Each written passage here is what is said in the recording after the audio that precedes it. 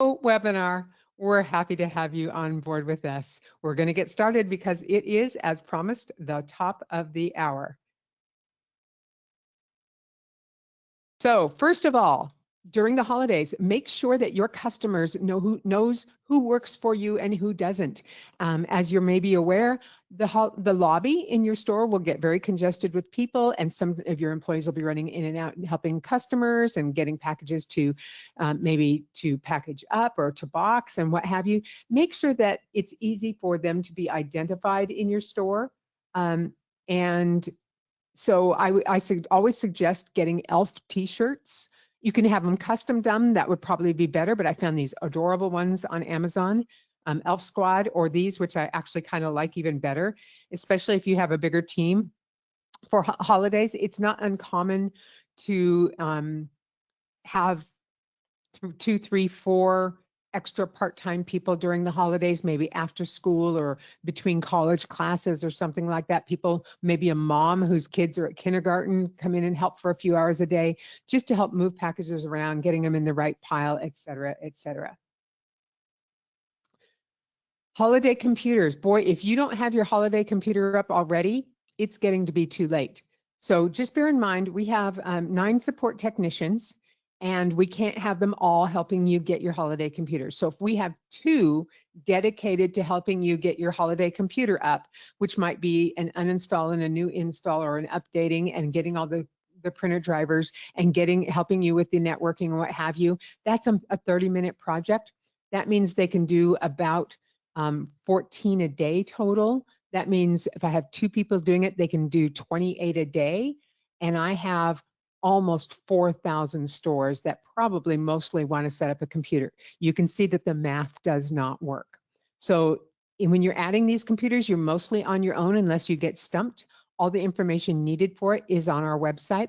If you need an install or a download, you can reach out by email to us, and we can email you that link. We are aware that our website is having trouble logging people in. We did have a security breach a couple months ago. We tightened security a little too much. So we will be addressing that, but we are going through some processes, so it won't be anything quick. That is the only thing you need to log into our website for. Anything else you need from our website, the help center, the information, the tech notes, the recorded webinars, all that stuff is available to you not logged in. So don't worry about logging in if you're just looking for information.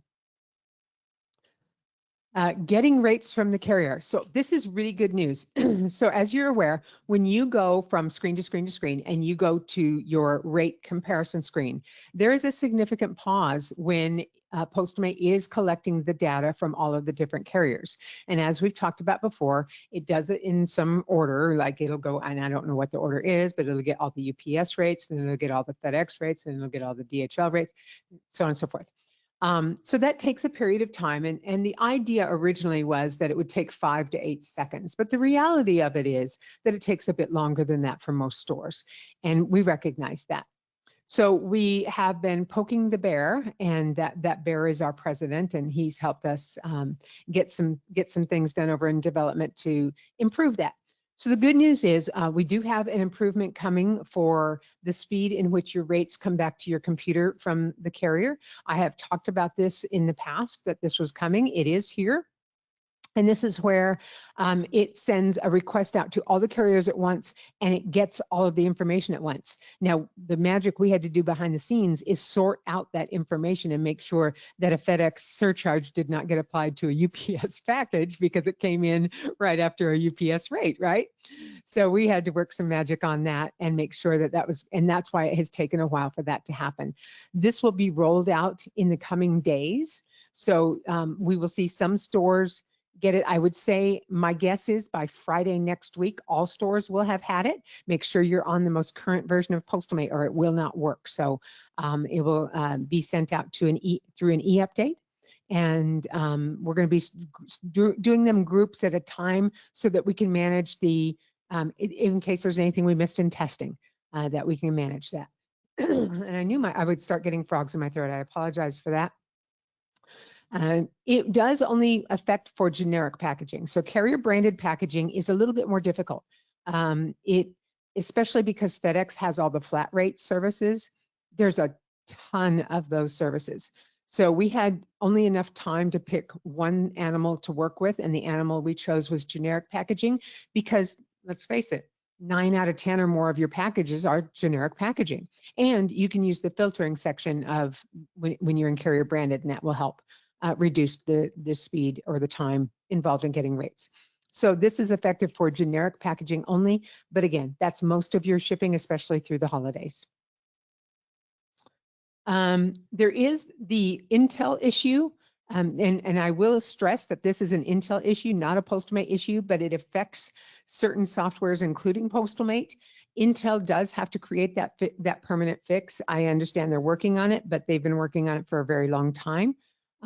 So I am hopeful that something will come around for that. But meanwhile, again, poking the bear, and it was actually the president of our company, Alex Ruiz, who used to be a developer, got on his developer hat and created a workaround in Postalmate where we kind of bypass what Intel is looking at that slows down Postalmate, because it's Intel that's slowing down Postalmate. It's not Postalmate doing it. And it's only on those computers that Intel targeted.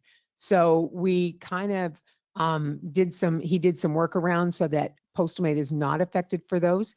That again, you want to be on the latest version of Postalmate to have that effective on your computers.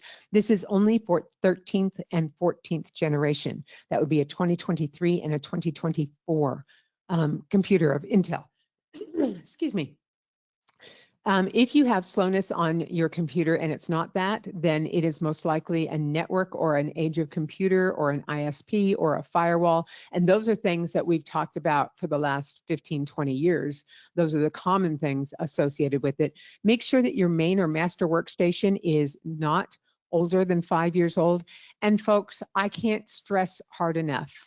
Those little tiny computers that you can pick up at Amazon for $189 are not Postalmate computers. They will not run efficiently. They will not produce efficiently. You will have bog downs. You will have lag, and it will be a problem for you. Do not waste your money on those. If you want to get one of those, give it to your kids or your grandkids. Great for them to play on. Not appropriate for professional business software in your business. And I'm just going to get on my high horse just for a minute here and talk about the age of computers. We often hear from people, well, I can't afford to get new computers, blah, blah, blah. And I understand.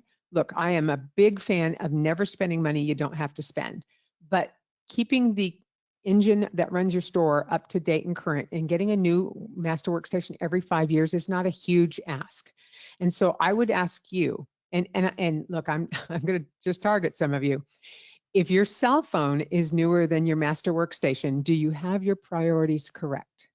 And that sounds awfully mean, and I don't mean to be mean, but I want to make sure that you're not saying that you can't afford it when you get a new cell phone every couple of years. So I used to be one of those people. I had to have the newest and latest and greatest Apple phone every year. And I have stepped back from that because I thought, well, that's not very cost efficient to do because they don't change that much anymore. So make sure your main station is a new computer or new-ish computer, and then move that station down if it's only 6 or so years old, 5 or 6 years old, move it down to an auxiliary position and get rid of your oldest auxiliary if something is more than 8 years old. I honestly would not have any computer in my store more than 8 years old. I think that would be not a good thing. Okay, let's talk about insurance, which is declared value coverage.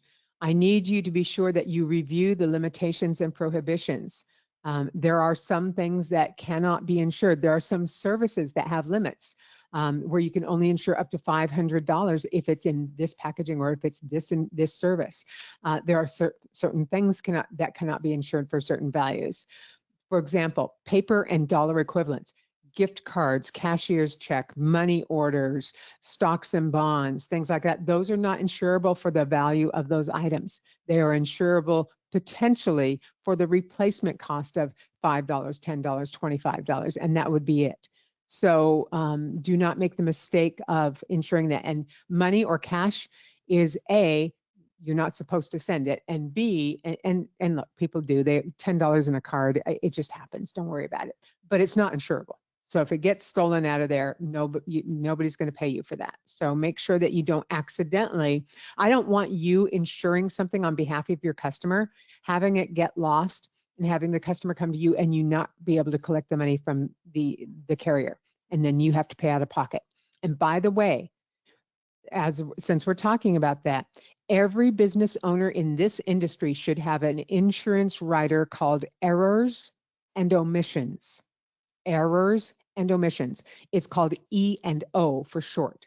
Call your insurance guy this week and make sure that you have a rider policy, maybe up to $10,000 for errors and omissions, and get it on before the holidays. That means if one of your, look, you get busy at the holidays, you forget things, you're talking with your customer, she told you to insure it for $5,000, you got to talking and you forgot to do it, and the package gets lost, and now she's coming to you and she was, and you mess up. Errors and omissions pays out because you made an error or you omitted something. So it's very important to have that in our industry. It's not normal in business insurance. So if you had regular great business insurance, that's fine, but it almost always never includes errors and omissions. So make sure you get that rider on your policy. And just know that art, jewelry, and one-of-a-kind items are generally not insurable at all, especially for their face value. I had somebody want to send a really intricate dollhouse that their grandfather had made, and they wanted to insure it for like $8,000. Well, no, that's not insurable. Where are you going to buy a replacement for that? You can't. So value of like that, or you get grandma's Afghan that she knitted, not insurable, guys. So things like that. So make sure that you get that taken care of. Okay, time in transit, things to know. All right, so, oops, I knew I'd do that. Carriers generally suspend the time in transit in the 12 days preceding Christmas. Make sure that you get with your carrier. If you have a favorite carrier, make sure you read. But traditionally, the carriers don't offer guarantees on anything from about the 12th to the 25th, with the exception of some of their better products. So when I say better, I mean more guaranteed products or quicker products. So next day, it usually still has a guarantee, but even then, the guarantee may not be the same as it is today. So if it's tomorrow by 10:30 in the morning, they may guarantee it for tomorrow, but maybe not by 10:30 in the morning during that time period. So please check that out with the carriers and be current on that. Keep abreast of that. We do the best we can with Postomate, but sometimes the carriers are not real great at feeding us that information, and that does not get you off the hook. Just because Postomate didn't have it. It is your job to know what those rules are. If we have the ability to bring that information to you, we absolutely will. But sometimes the carriers change things last minute or don't feed us the correct information, and we can't do anything about that. So again, we just do the best we can. And then make sure that you can add that, that packages times in transit are suspended for most of December for most services on your receipt. It would be right in the middle, your shipping disclaimer. You can just add it to that. This is in Cashmate. And I think we have it's in Cashmate Tools, Register Settings, and Receipt Layout. And you can add that, and then that will print on their receipt and also be on their email receipt. Very handy to have.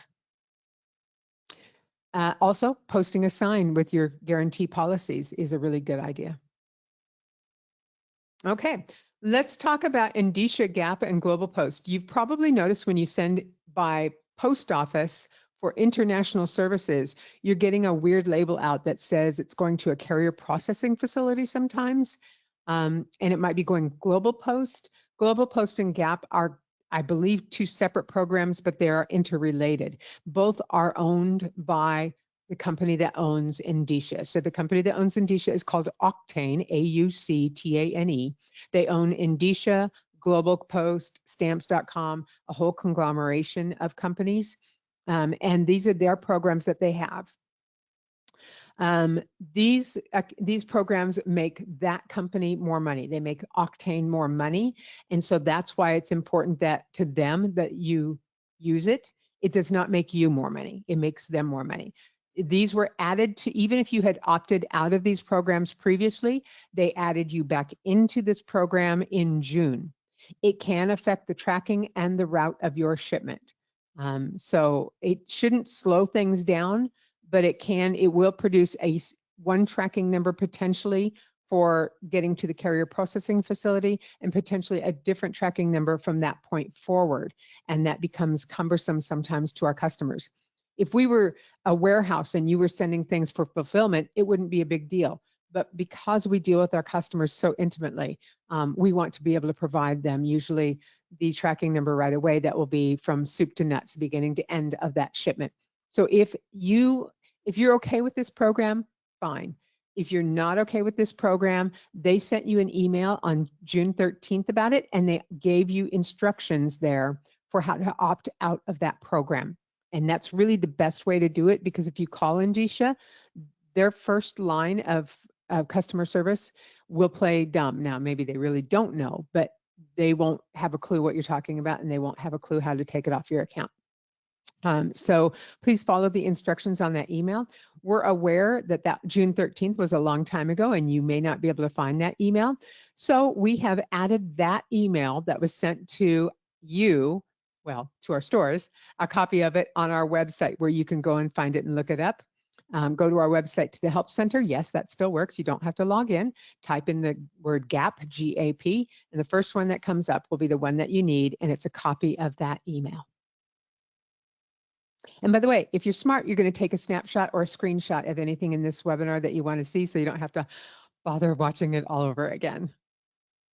All right, Endicia changes. Now, these are not new, but these are reminders. A lot of what is happening today are reminders to keep you fresh for the holidays, to make sure you don't make any big mistakes that are costly or would lose a customer. So we want to make your life as smooth as possible. So Endicia is enforcing the shape-based rules on first-class mails, and that affects the letters and the flat envelopes.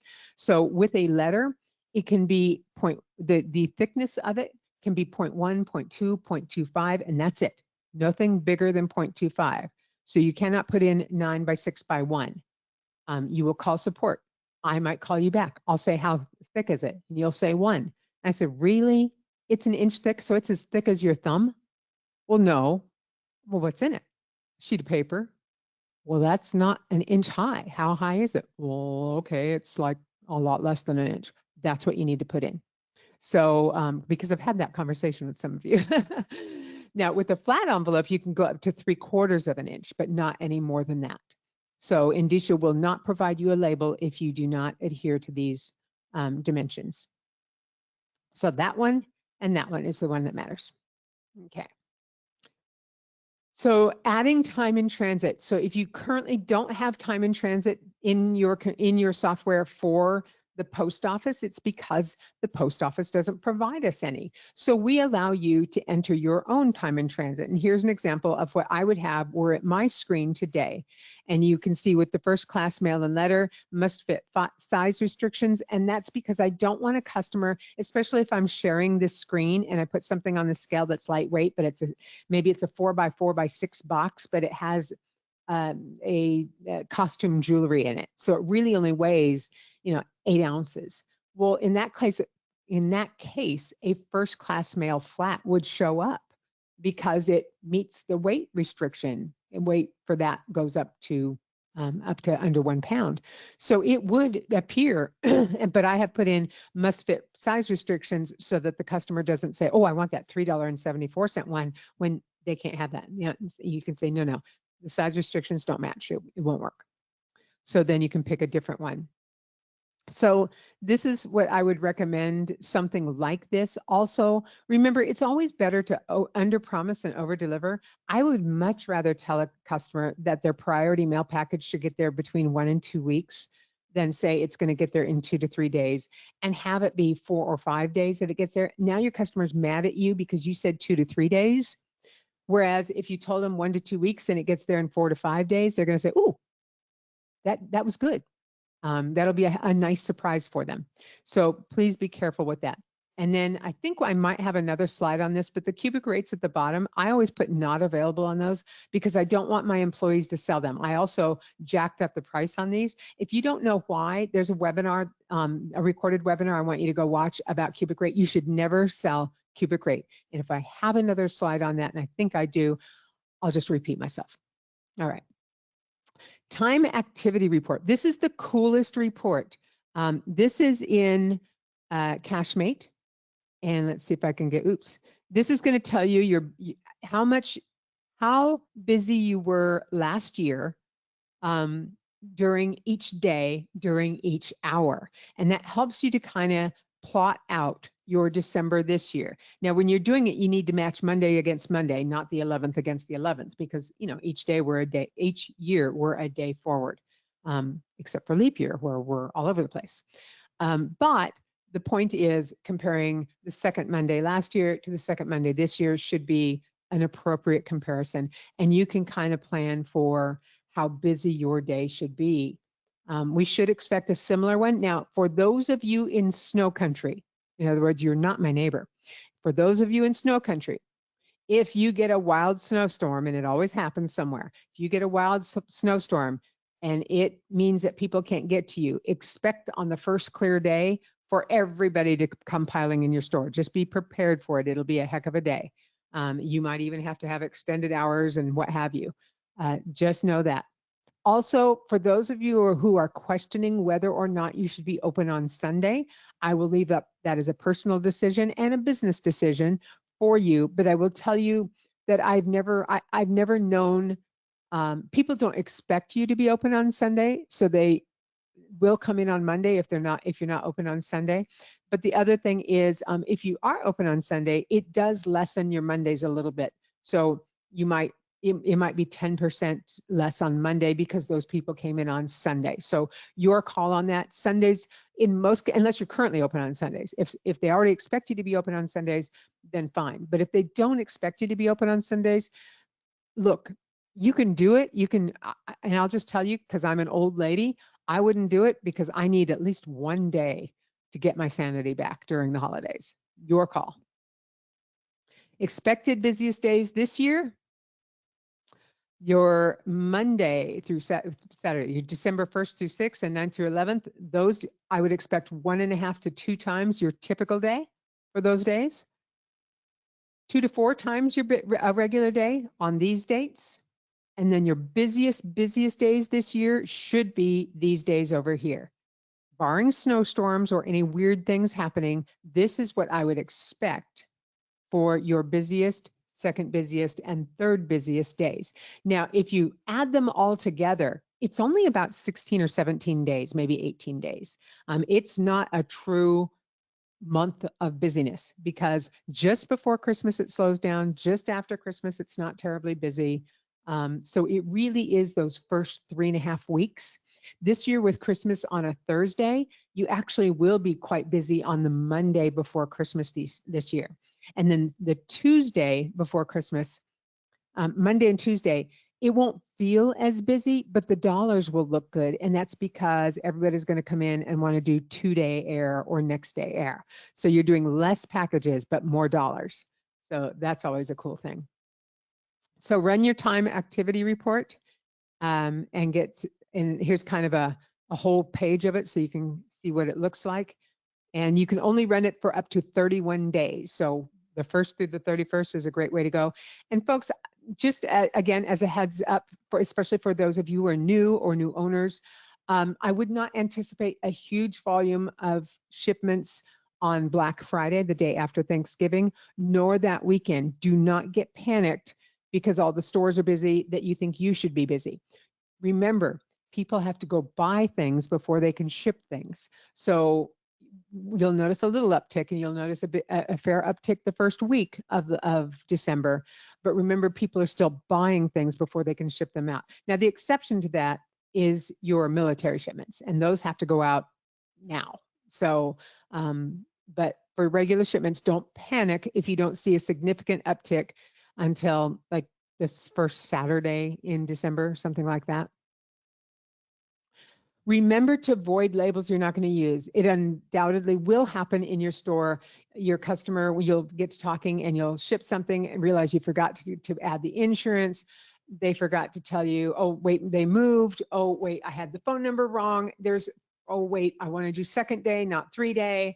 There will be a myriad of reasons where you're going to need to void a shipment. And I'm going to give you my best advice on this. This is very practical advice. It works. I've seen it work. I've done it. And here's the rule for you and all of your employees. When you create a label that you are not going to use, maybe you've already put it on the package, maybe it's still coming out of the label printer. peel the label off and stick it on your body. So you're the worker and you've made a mistake. The rule is called wear it until you tear it. So you're going to stick it on your body just like that. Now, clearly you don't want to be running around the store with a silly label on you, but that will be your reminder to go in Postalmate and void it. And you cannot take it off your body until you void it. Once you void it, then the rule is you tear it in half. So that way, any labels floating around that are torn in half, you know have been voided. Any labels floating around on a body, you know have to be voided. So that's kind of the best way to take control of that. Now remember, the carriers UPS, FedEx, and DHL do not bill you unless they scan that label in, because they don't know it's in transit. So you could create a label, not send it, but we don't want it accidentally getting on a package somewhere. We don't want extra labels. And for post office, if you don't void it, you don't get your money back, because the moment you create the label, you've just spent your money on that. So it's really important with post office that you void those labels as soon as possible. Try to do that before the carrier pickup each day. You cannot void a label in Postalmate after the carrier pickup has been performed, because remember, when you click on the carrier pickup and you go through the prompts and click finish, you are promising Postalmate that every package on that list is going in the truck right now and is going away. So if you need to void one, you need to do it before the carrier pickup. If you forget to do it before then, for UPS, FedEx, and DHL, you don't have to worry about it. For post office, you're going to have to go onto your Endicia.com account and void it there, because as I said, you've already been charged that money. You need to get that money back. Okay, I want to teach you where to go if there is an outage of any kind, if there is an issue of any kind.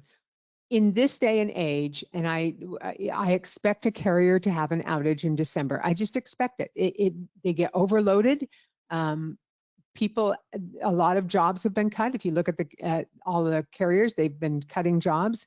They're understaffed and they're overburdened. So I do expect one or more carriers to have an outage.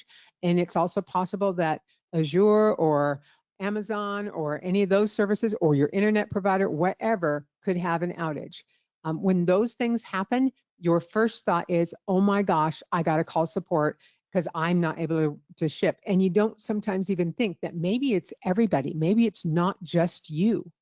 And so we've provided a place for you to find out, is it just you? And so if you go in Postalmate right now and go up to the top to help, the first item there is called System Status. It's fairly new. We added it last year, but people don't use it enough. When you click on that, it's going to go to a page, and it looks like that when you up in the upper right corner, or left corner, sorry. And it goes to a page, and it will tell you if all the systems in Postalmate are running well. If it says a yellow dot instead of a green dot, it means that we've got issues reported, but we don't know what the issue is yet. If it's a red dot, we'll give you words telling you about an outage. Now, sometimes you might be the first one to have the issue. And so you go here and everything looks good and you still have an issue. Well, in that case, contact support. The best way is by email, because if we know of something, we can pop an email back. But if there is a significant outage and I have 1,000 stores calling us, guys, I have 9 people on the floor. They can't listen to 4,000 voicemails, enter them into the system and give each one a call back. Math doesn't work again.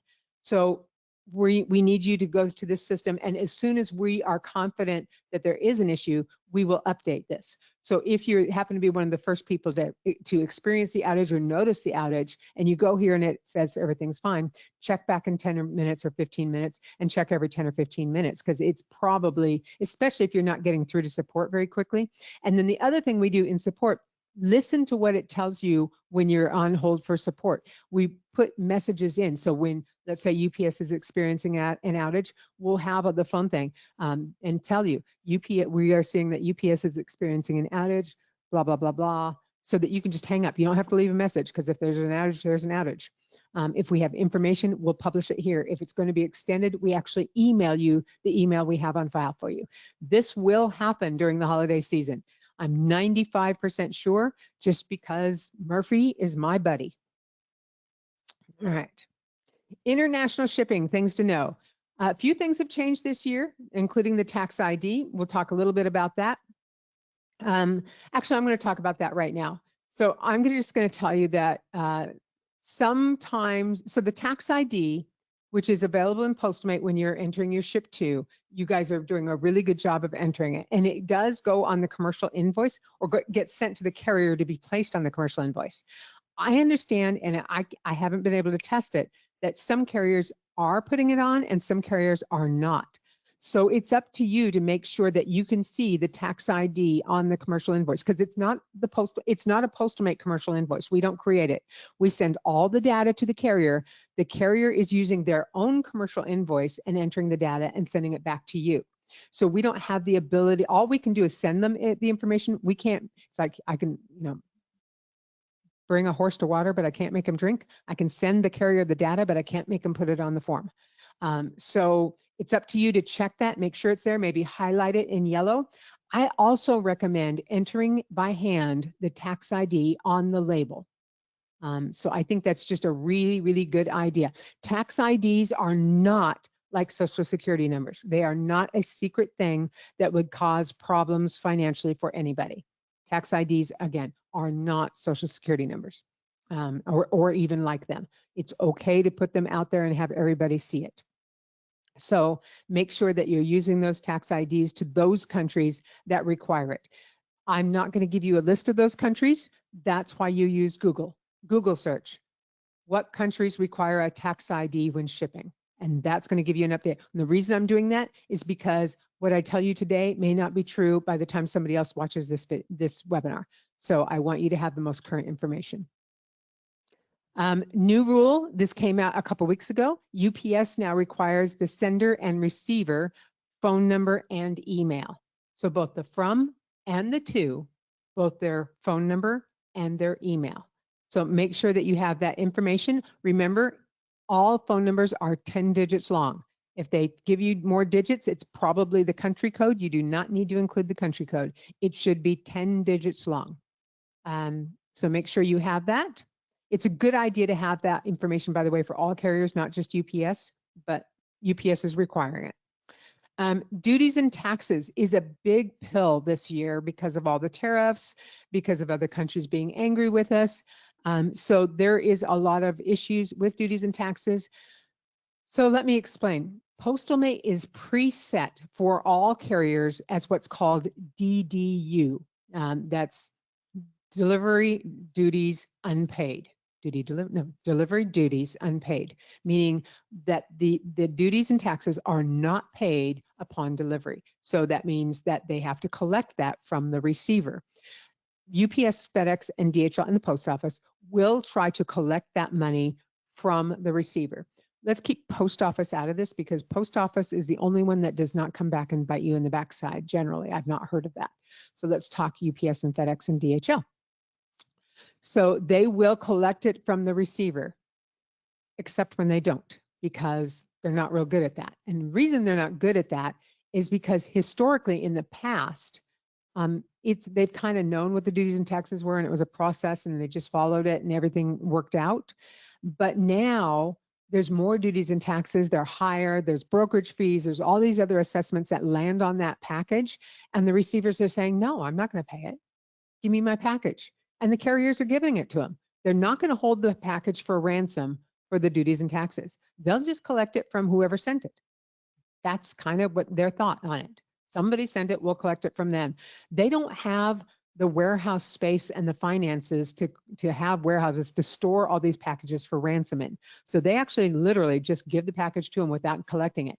Now, should they collect it? Of course they should. It went DDU. But if they don't collect it, then who's obligated to pay it? Well, by agreement, it would be the sender of record. That would be your customer, because you always choose your customer as the sender in an international package. And that is what appears on the label as the return address for international only and for the commercial invoice, again, for international. So they would then go after the customer. Well, I can tell you, UPS and FedEx, you're not very good at going after the customer. 9 times out of 10, I'm hearing that it comes back on the store. because that's the path of least resistance for them. They have your account number on file, you sent it, build the store. So let me just share with you that they can build a store. Historically, they have not, and they have tried very hard not to. You can argue it with the ASO team and the FASC team. They will try to step in and help out, but there are no guarantees that you will not have to pay the duties and taxes. That becomes a real risk for stores. I don't have an answer for that because technology cannot provide an answer for that. That is just how things are working. But I can tell you, historically in the past, some stores have had their customers sign a form that says, if duties and taxes are due on this, and brokerage fees and all and related fees are due on this, that the customer agrees to pay for it, and they include their credit card information. Now, I am not telling you to get a form from your customer that has credit card information on it, because that is not PCI compliant. So hopefully you can store their credit card in your system or something like that. When I say in your system, that would be in your credit card processing system, not Postalmate. It is not PCI compliant for you to have it on a piece of paper or for you to store it in Postalmate. So we do not recommend that. But I am asking you to protect you. If you feel that duties and taxes might be excessive, you need to weigh whether this package is too high of a risk for you. Now, I will say, I'll give you some hints what I think can help you on this. Grab an extra blank label, and on that label, handwrite on it, DDU/receiver pays duties and taxes, must receive authorization before return. Questions, call, and then your store.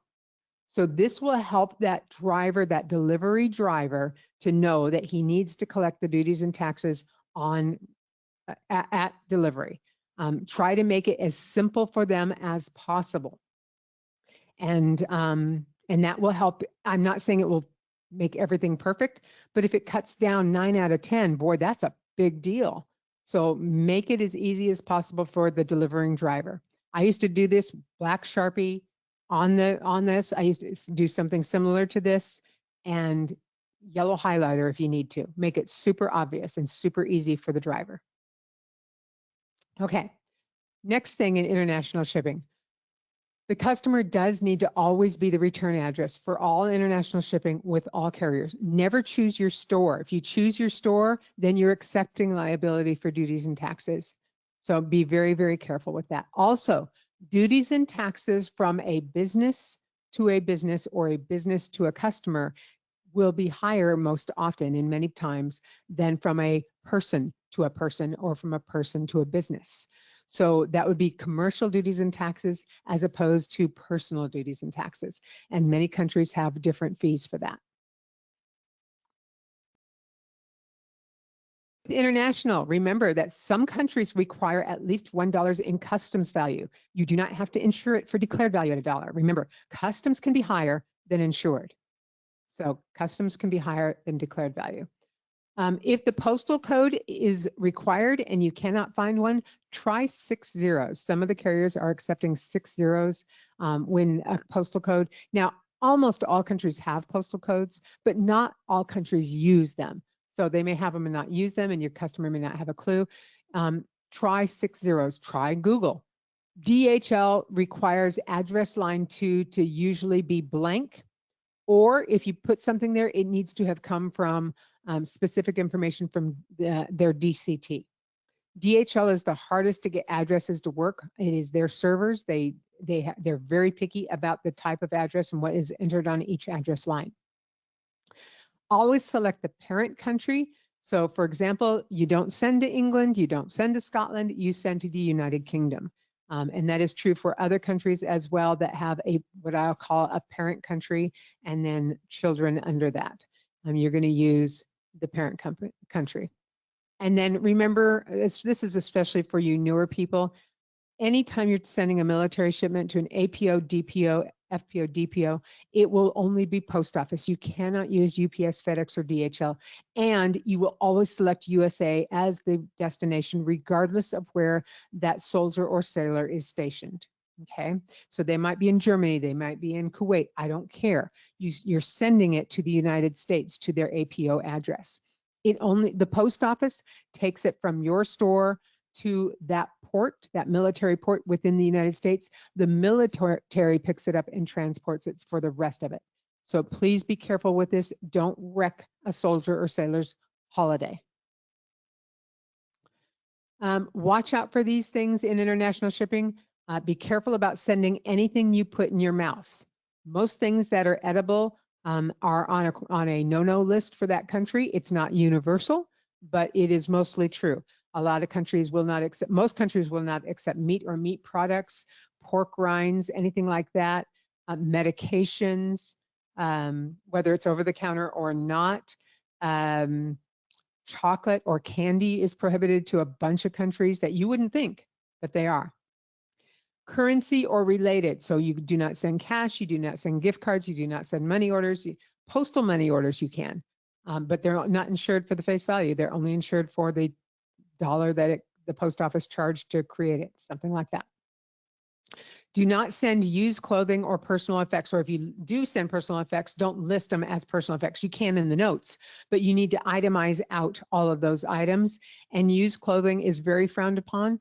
I would say that I'm going to guess 75% of the world will not accept used clothing or used bedding or used anything that's textile related.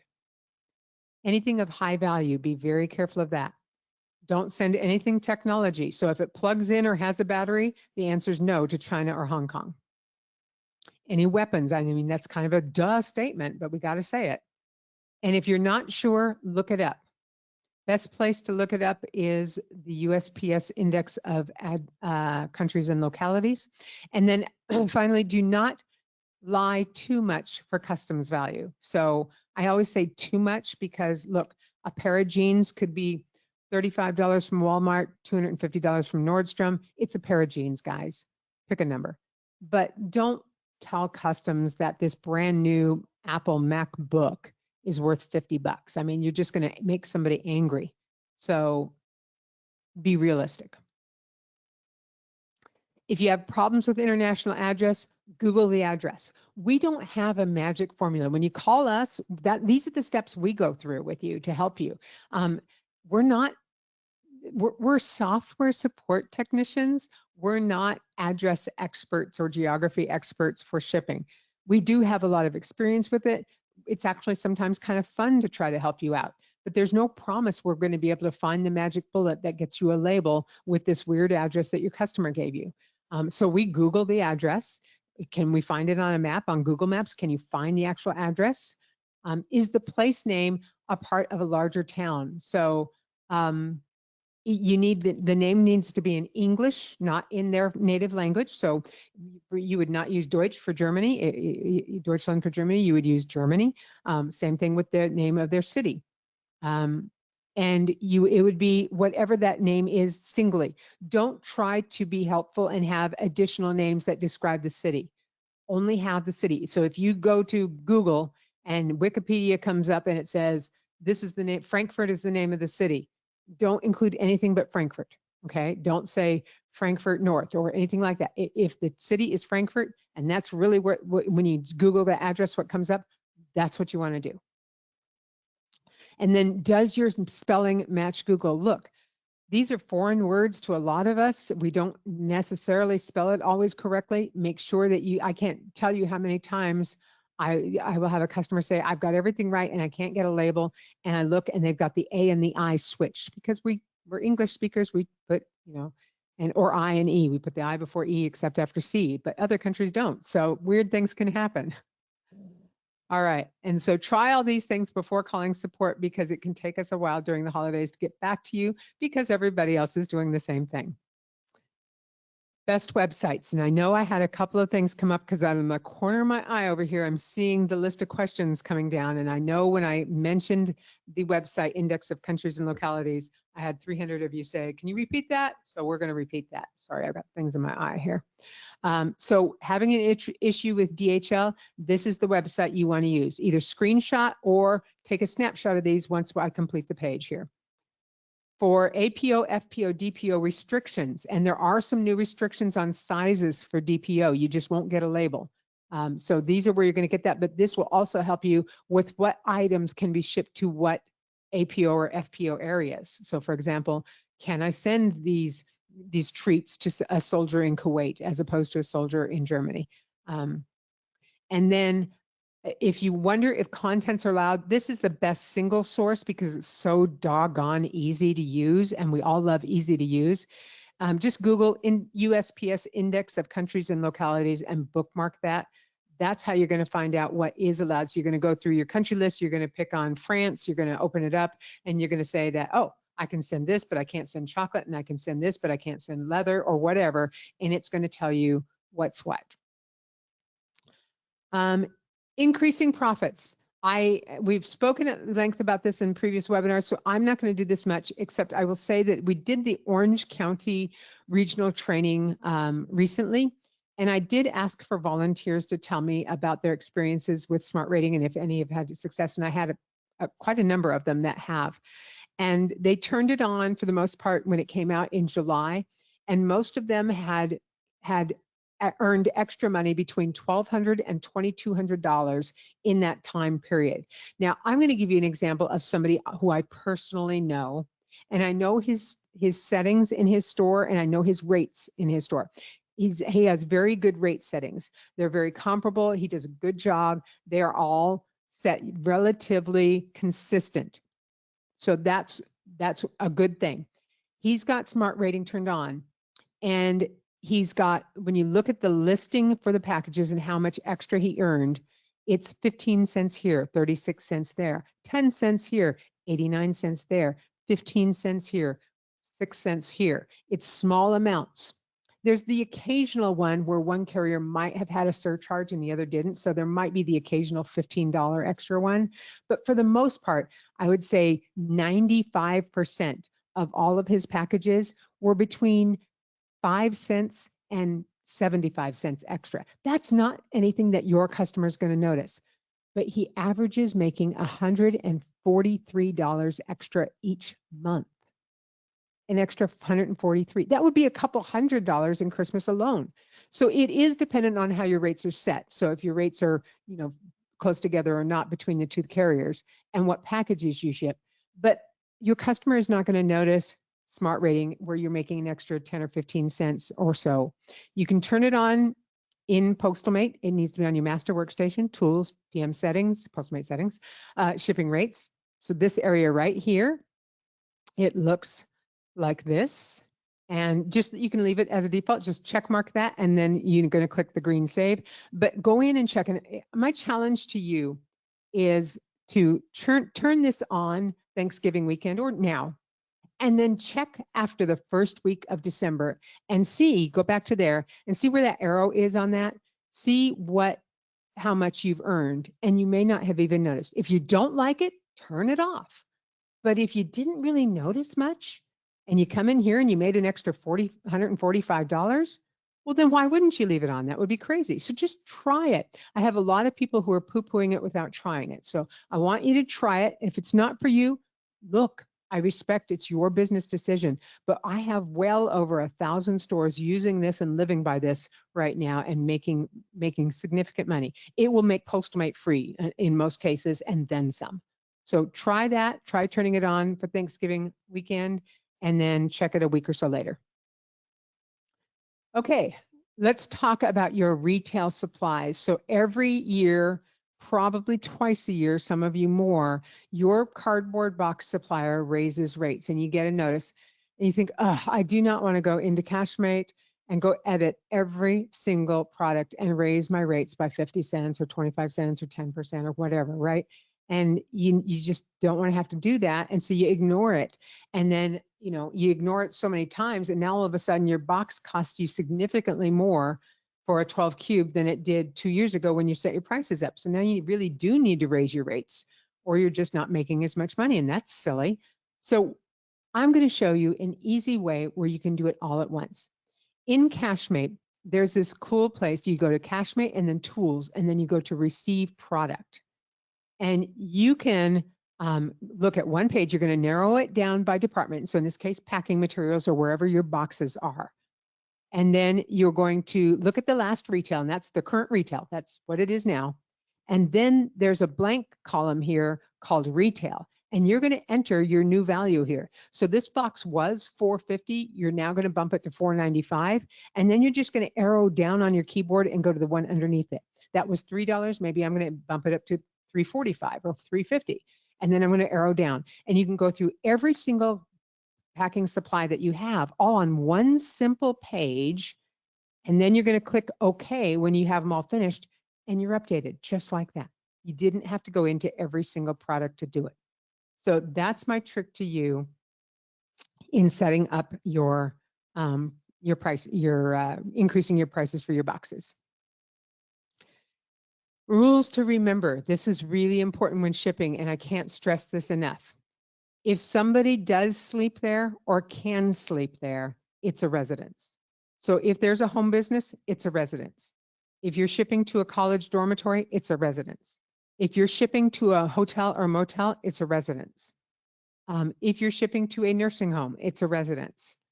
If you're shipping to a rehab facility, it's a residence. Now, if it's really going to the office manager at that place, you can put Mary Smith, office manager, Marriott home suite or courtyard. You can do that. That's fine. You might still get charged for residential, but you could argue that with billing and they will change it to commercial because you specified that it was office manager. But they are going to tag it as residential by default, just so you know that. So when you do the address verify in Postalmate, do not rely on that for residential or commercial. That comes from the post office, and it's according to what the post office thinks it is, not what UPS thinks and not what FedEx thinks. FedEx and UPS do not supply us a lifeline that gives us address verify for this. So we only use the post office as kind of a backup system, but really it's on you to make sure that always default to residential unless you're certain that it's a commercial business and that nobody can or does sleep there. Other rules to remember. Measure every container. Do not rely on the measurements that are on the bottom of the package. Those are the inside measurements. The outside measurements are more, and it can cost you a significant amount of money, especially if it's over certain thresholds. So measure every package. Remember, we're always rounding up now. That's a rule. That's not a suggestion anymore. That's a rule. If it's a 12 1/4, you're entering 13. Round it up. Article standard not in standard container means anything not in a cardboard box.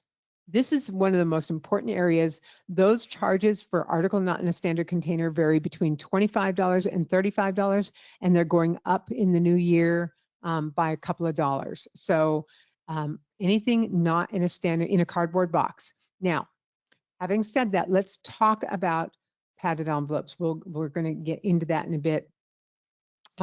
It appears right now that paper padded envelopes are okay.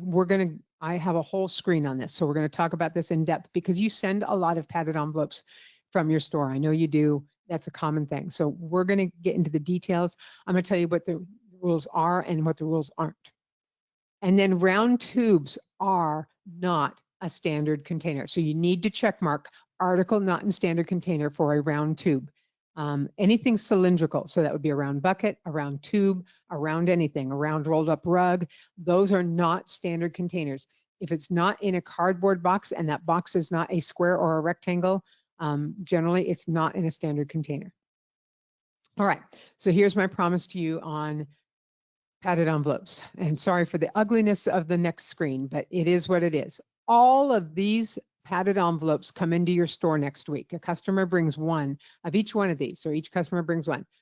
Which ones are okay and which ones are not okay? So here's the ones that absolutely are not okay and do require you to check mark additional, not in a standard container.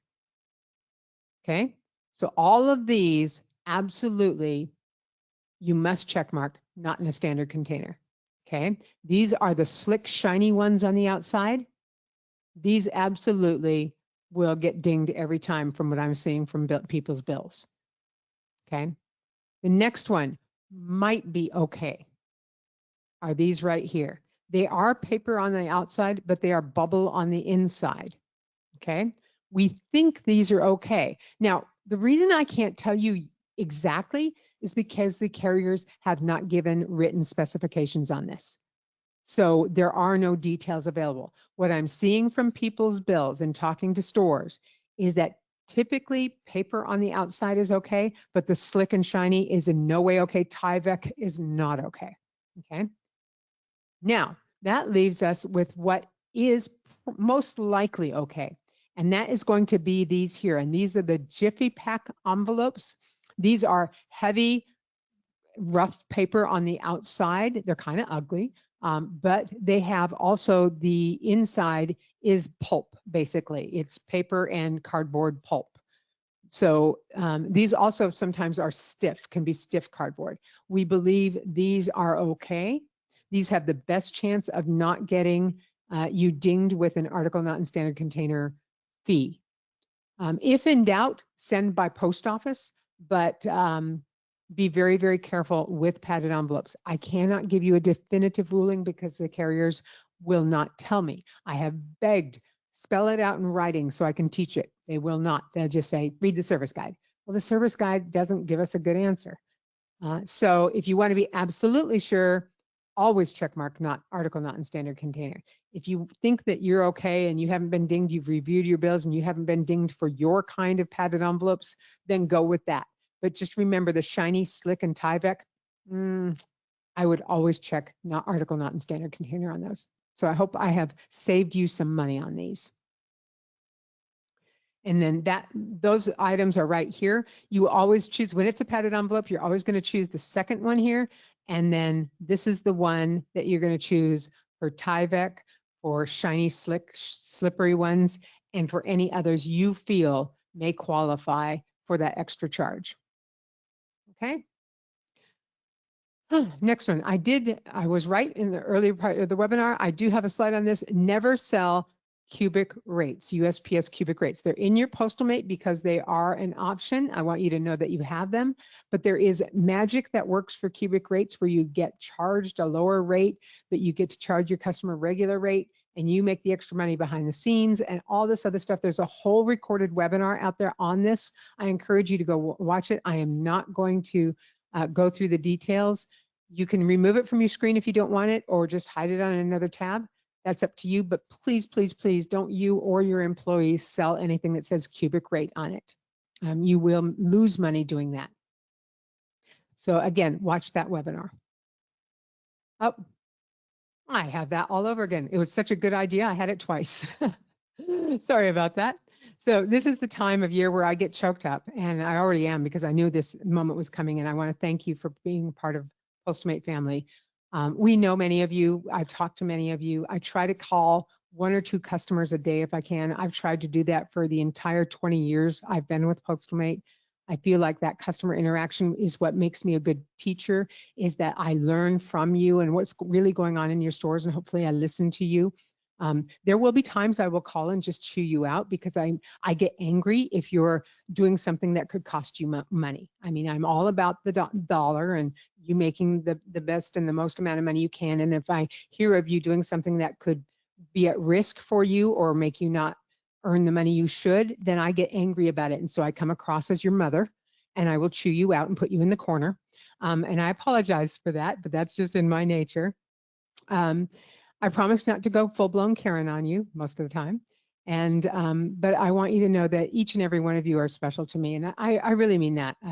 We have just some of the most genuine good people.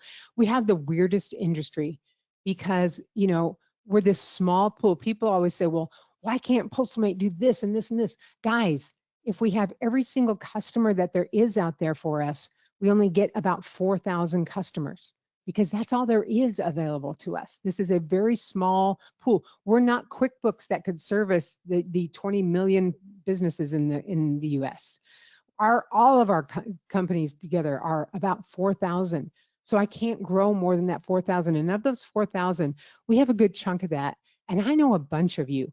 I've either talked to you, I've met you in person, I know about you and your family. I like to hear about you. By the way, Mary at Cortez, Colorado, happy birthday. I spoke to her this week and her birthday is today. So happy birthday to Mary. She said, my birthday's on your webinar day. So you think we don't care? We remember this stupid stuff and it's important to us. So you're important to us. You're not just a number, even though we ask you for your serial number. And we care about you. If you have a bad experience in support, I want to hear about it. Maybe that support person had a bad day, or maybe there was an idiot on the call before him that ticked him off. Our support people are trained to be nice. If they're not nice, I go Karen on them and they will tell you that I do. And I'm not their boss. I just happen to share an office with them in here. I'm in a different department, but they know I listen to everything that goes on into this office because I care, not because I have to, not because I'm their supervisor, because I'm not, but it's because I care about what they're being told by our support team. So I care very much and they care very much and they care deeply about you. They all say they wouldn't go to any other industry. They have learned to love you. Even those of you who are what we call frequent flyers that call frequently. And if you're new, you're supposed to be a frequent flyer, by the way. We expect that. But we love to help you. And so thank you for being our customers from the bottom of our hearts. We wish you the happiest holidays. Have a really wonderful holiday season. Make lots of money. Please make lots of money. Be our customer for years and years and years. I really want that. And so I'm going to shut up now and we're going to move on to the Q&A. Thank you, everybody. So type your questions in. They've been rolling in here. And I'm going to try to get to as many as possible. I'm going to see if I can get this over to where I can see it better and I don't have to scroll down. Yeah, I knew it would do that. It's attaching to things I don't want it to here. So let me see. This is the most difficult thing to deal with. Sorry. All right.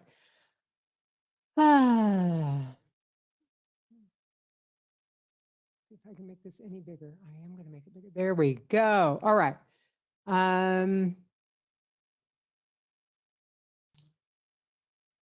Do you think, okay, so regarding pennies, oh, good question.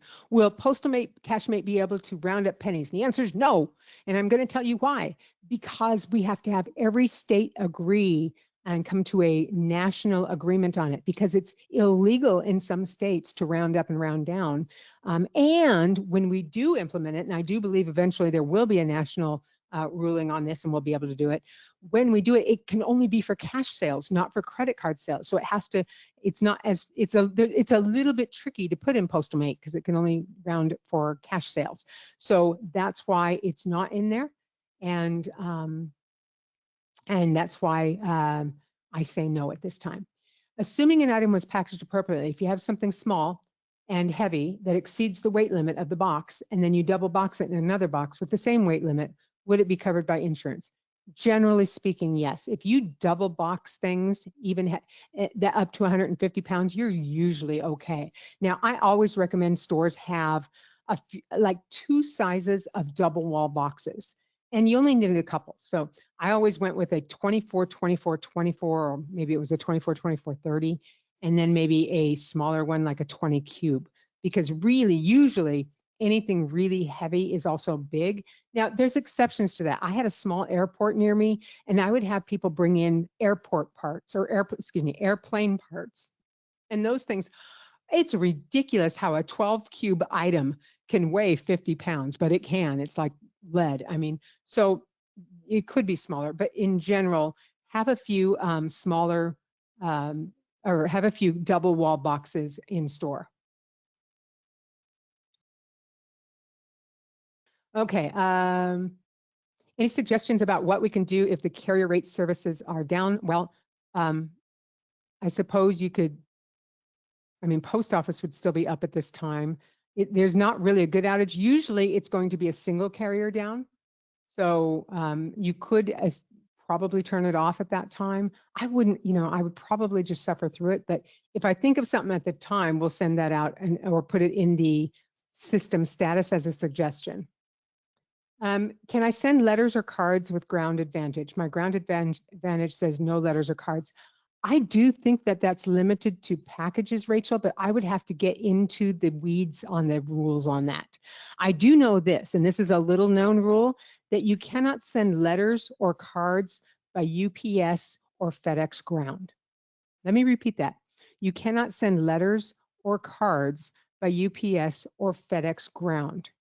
That is an actual law, not even a rule. That's a law that has to go post office. Now, there's no post office police that enforce this, but just know also UPS and FedEx can charge you additional money for sending a letter ground. They haven't been doing it to our industry, but I have seen it done to other industries. If you're ever at one of our events, speak with Brian from Refund Retriever, because he deals with multiple industries and he sees it all the time that other industries are getting billed for sending a ground package that is like a manila envelope. Okay.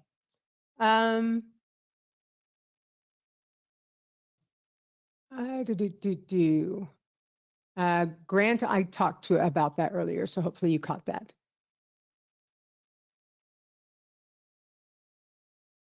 The new UPS app is scanning drop-off super slow. I'm not sure what you're talking about, but there was a, look, for as long as I can remember, and you people who have been around a while will know what I'm talking about, UPS access point has always been problematic. If UPS is slow in scanning in or slowing for drop-offs, it's not us. Their systems historically, you can go back to webinars 10 years ago and I was talking about that. It has always been a nuisance. It has always been their last priority in getting things done. It has always had slowness issues. Sometimes it'll work for a few days great and then all of a sudden it won't. There's nothing I can do to make their systems work better. Just know that there's nothing in Postalmate that makes it slower for that. Let's see. Yes, the tax ID, you need that in addition to harmonized codes. So with the new suggest harmonized codes, that shouldn't be a problem for you anymore. Tax ID does need to be to those countries that require it. Absolutely Mexico, absolutely Brazil. I think Peru, there's a handful of those countries. I encourage you to Google that and look that up.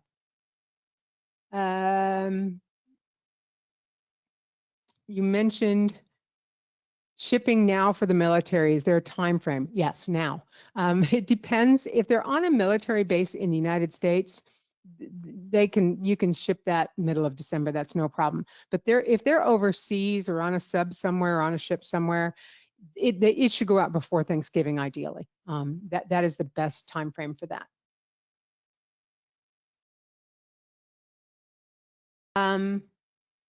Thank you. I won't mention your name, but with Smart Rating, for one of his stores, since August 20th, he has earned an additional $1,110. So that has made him, that has paid for Postmate and then some. So that's excellent. All right. Ooh, another one's $3,417. Whew. Somebody says Uline is offering discounts on packaging supplies through December 26th. Make sure, guys, that you always order ahead of time in case there's supply issues. There shouldn't be this year, but if there's supply chain issues. And then also, I forgot to mention this, and this is like one of the most important things. The rolls of labels have at least 3 of them stuffed in a cupboard somewhere where nobody but you knows where they are in case you run out. So you have an emergency stock, because folks, no labels, no shipping. There's no other way to print them. So you need those labels. So start ordering and getting a little bit of stock up. I know the carriers can be very stingy with them. So make sure that you have a couple that are hiding somewhere where nobody can get to it but you, or nobody knows about it but you. Does Postmate automatically round if your employee enters exact measurements? Yes. So I know I told you to round up anyway, but yes, it will. So for padded envelopes, do the items under the soft pack thresholds still get the additional handling fee? Ted, that's why we had that second button check marked, the soft pack or padded envelope, because it's included in that. Those dimensions are included in that parameter. Is there a way in package details for us to mark an inventory item as not in a standard container? Not really. There might be something. I'd have to go and look and explore. Sometimes I don't know everything that's possible in Postmate, especially if you come up with a light bulb moment. And is there a workaround where we could do something? Maybe. I'd have to go look. So I don't have an answer for you on that. If we have a company name in the address, say going to a hotel, and we have selected residential address while saving the address, there's a pop-up that says, do you want to change this to commercial? That pop-up will always come up. In that case, you say, no, I don't want to change it to commercial. You're going to keep it as residential. So it's up to you to read it and make the correct choice. And I know it's a pain to read things. Oh, lots of love coming from you. Thank you. Can you remind me where to omit cubic rates from view? On your main workstation, tools, Postalmate settings. On the left-hand side in the middle, shipping settings. And then go to service display. And then you will click the little tiny arrow that's like the greater than sign, and it will open up all the services for USPS, and you will uncheck cubic rates and do that on each tab that you show post office services in generic packaging. When are we getting the Amazon QR code? So those stores that are eligible for Amazon QR codes, all I can tell you is 2026. My gut instinct says it will be early 2026, but that's up to UPS. That's not, we don't have controls. Look, they give us the information, we're developing it. The moment they say here, we're on it, okay? And so we're on that, but I don't have a timeline. So getting the development work done is different from when they will actually do the release of the program. So two different animals. And remember, it is no longer going to be to all stores. It is only some stores. So once we get more details on that, we will give it to you, but UPS changed what they had originally said a little bit on who would be able to get it. So, but it will be in Postalmate, and we should see it. No, we will see it in 2026. Unless somebody changes their mind, we will see it. Okay. Yes, Max, that is correct on both of those. Okay, I think we are good on most of this. This is recorded, guys, so you will get a recording of this later today. And I want to thank you, and I want to wish you a very, very Merry Christmas to those of you. Happy Hanukkah to those of you, and Happy December for the rest of you. We love you. Take care. Have a good one. Bye-bye.